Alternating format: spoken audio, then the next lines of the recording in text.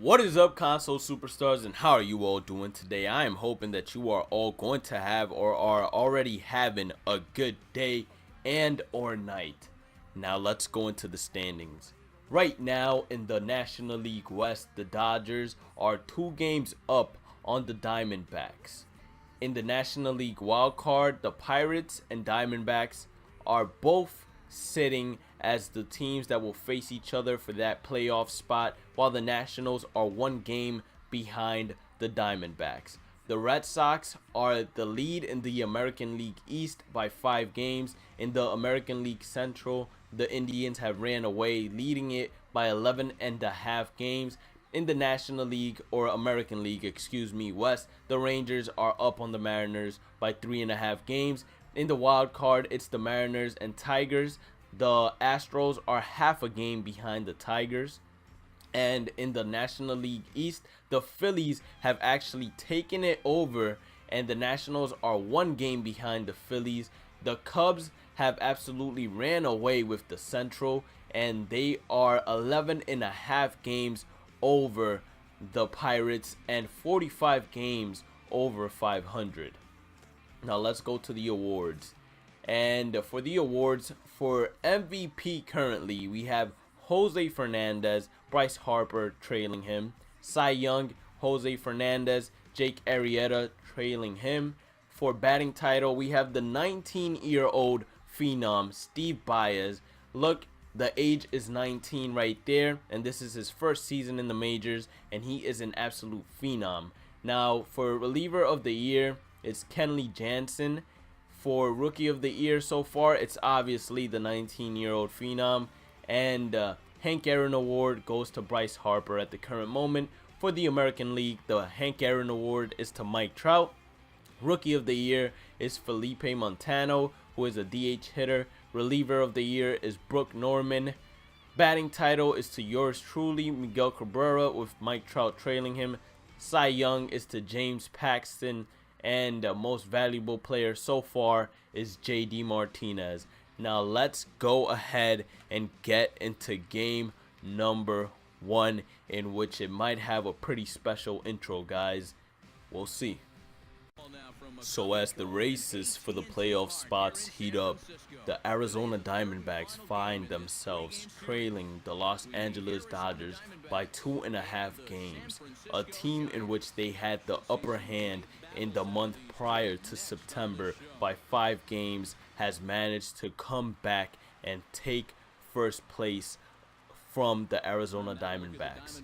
Now, they do have one more series against the Dodgers, and this series is going to be a pivotal series in terms of the playoff races, and let's see what happens. It all comes down to the hitters and the pitchers, and let's see if Derek Jeter could actually manage to help his team and lead his team alongside with Paul Goldschmidt and Edwin Encarnacion into that first place spot again and seal it off and basically secure a playoff spot.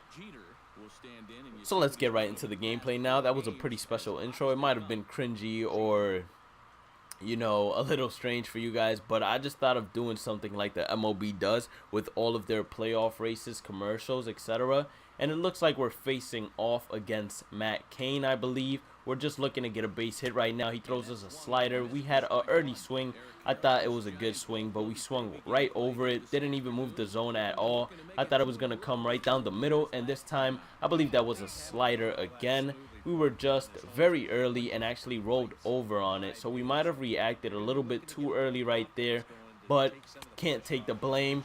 I thought we had a pretty good swing on that slider. I was actually expecting it. Didn't think that we were going to miss at all, honestly speaking, but we managed to miss the ball anyways. And now Buster Posey is hitting with Hunter Pence on second base. If the ball's hit to the right of Hunter Pence, he's most likely staying. Oh snap, he had an error right there, a mental breakdown, and it seems like we had a mental breakdown as well. I thought that we were actually going to be able to get him out at third base, since it seemed like he, I want to say, didn't know where he wanted to go. When he saw it was to the left of him, he actually decided to go to third base, and I thought his momentum was going to be slowed down just for a quick second, and it would have allowed us to actually be able to pick him off at third base. But unfortunately for us, he was able to just slide in there safe regardless, and now we have a chance to make a double play and get Zack Greinke out of this inning. Whenever Zack Greinke pitches, we need to give him run support, but that's the same with every single pitcher, because our main problem on this team is the runs. Well, not the runs, but the pitching. That's our main problem. Our pitchers are unfortunately not providing for us the hold that we need. We could score 6 runs and the other team will manage a way to tie up the game and actually end up winning it. So we need to be very smart. Our pitching needs to pick it up, especially if we want to go into these playoffs and go actually far into them. So last time we actually got 3 sliders and managed to strike out. This time we get a fastball as the first pitch, a very late swing for us, actually just late, and we hit a pop-up. Need to move the zone to wherever the pitch is going and just need to look to drive it. That was a changeup. Did we have a good swing? No, we had an early swing. So we're down in the count once again against Matt Cain, and we just need to be smart now because he's gonna try to get us to chase, but we need to be smart and basically get ourselves on base any way possible. We hit a ground ball, softly hit. Matt Cain is right there. He gets off the mound, makes the play, and guns us out for the first out. So we didn't hit that ball well at all. We probably could have done a better job, but we have runners on the corner now, and we have a chance to actually drive a runner in. So that's what we're looking to do right now. That's what we need to do, and that's what we're looking to do. So he has thrown a couple of off-speed pitches, a couple of fastballs to us. The runner on first is taking a bigger lead every single time. So obviously he's thinking of stealing the base. I'm thinking of bunting just to maybe do a squeeze bunt, get a run across the board. But I know I can do probably much more damage with the bat, especially if I believe in myself, which I do. So we are actually going to end up doing more damage with the bat than we would have ever done just by bunting. The pitch comes. It's a fastball that we swing extremely late on. Was expecting an off-speed pitch, but he threw us a fastball, so he's obviously challenging us, and we just need to be ready.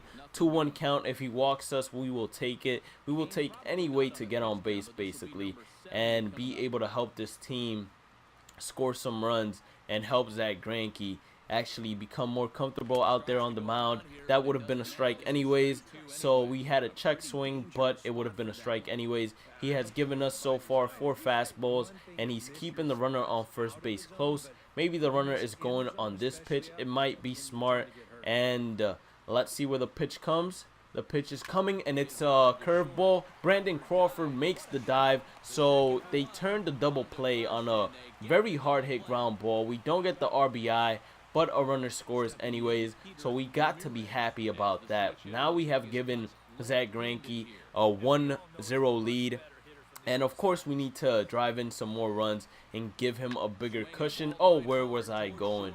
Don't know. I just flipped it because I already had the throw going to second base, but that was a line drive hit right to us. Wow, we managed to actually not score any runs, and the lead has gone back to the Giants, and that's a 4-seam fastball. We have been swinging really late on these 4-seam fastballs, and that's just because we have been expecting more and more off speed. So we need to just react to the fastballs as well as any off speed. I thought we had a pretty good swing there, but we were late anyways. 0-2 count. Now we are in the hole, and hopefully we manage to get ourselves on base because that is what is needed. Let's see if he's trying to get us to chase, and he is not. We swing over the top of that and hit a ground ball to Brandon Crawford. So not much we could do there, but let's see if the team manages to fight back. And it doesn't seem like they do as the Giants win, and we continue to dig ourselves into a bigger hole. Alright guys, now I didn't even realize it, but we are facing the Dodgers, and this is the most crucial series we have in the whole month. I'm glad we're playing it at home, and it's a 3-game series. If we manage to sweep the Dodgers, we actually will tie with them for first place. So we need to play extremely well and extremely hard, guys. There are no excuses for today. We just need to get the upper hand every time we get the chance. We are hitting 286 right now, and we don't even really care about our batting average. We only care about getting on base and helping the team out. Right there, we hit a pop-up to the first baseman. Kendrys Morales has enough room, unfortunately. I thought we had a pretty good swing there, but just got under it a little bit too much. And let's see. The Dodgers now have a runner on second and third. Don't know if I actually want to let the runner score. I am going in a little bit more, and the ball is hit right to us. And we're going to have to shoot home or first base, actually. And will we be able to get the out? No, as that dude is just way too fast. 94 speed. And the Dodgers take the upper hand as they're actually winning by 7. And it's the bottom of the 5th. So obviously, whoever is pitching is doing a great job for the Dodgers. And whoever is pitching for us obviously isn't doing such a great job. And I never expected the deficit to be 7 runs, but I know it is not impossible for us to actually come back and take this game. Yes, it is getting pretty late, but we still can manage to find a way to come back. Our pitching, as you guys can see, is what is making us fall apart, but we can't just take all the blame or give them all the blame. We need to manage a way to actually start hitting as a team in general and get on base, because it is unacceptable that we are about to go on like a 4-game losing streak and we hit a fly ball deep into the outfield that is actually going pretty deep, but the center fielder, don't know who he is able to run it down. I do know that he's pretty fast, although, as he has a 94 speed. And Kenta Maeda is actually just pitching a gem for the Dodgers, a much needed gem to secure themselves of not losing the first place spot. If they actually lose any game against us, they will actually be probably 1 game up if we do manage to win the next couple of games, which is definitely the attitude we need to have. But with that, we end the episode. And if you guys enjoyed the episode, I hope you guys hit the like button. If you haven't subscribed to join the Console Superstars already, I am hoping you do by hitting that subscribe button. And as always, guys, I want you all to have a great day and night. Stay positive, keep on grinding, and I'll catch you all on the next one. Peace out, Console Superstars.